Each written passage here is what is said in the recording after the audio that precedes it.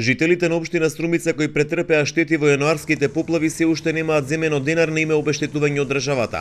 Владата најави 100% покривање на штетите, но поплавените немаат абер кога ќе ги добијат средствата. Жителите на Муртино секој ден чекаат пари откако во соседната општина Босилово штетите се исплатени. Струмица, значи ние се под Зоки Заев, таа Струмица, динар нема дадо на нас. А слушно тука Босилово што се веле и Басалево, они има дадо. До сега не сум замал. Ништо. Само беке. А снимат сличко, гледат и на крају ништо.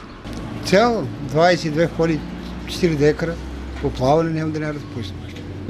Сега не верувам дека ќе здобие нешто.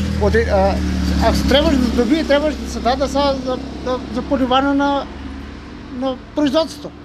Од Општинската комисија на Струмица тврдат дека елаборатот со проценетата штета од јануари е изработен по новата методологија и предаден во Министерството за финансии. Ние добивме известување од второстепената комисија при владата, при Министерството за финансии, дека нашите елаборати и двата, и првиот и вториот елаборат, се едни од најдобри изработените во сите од целата земја.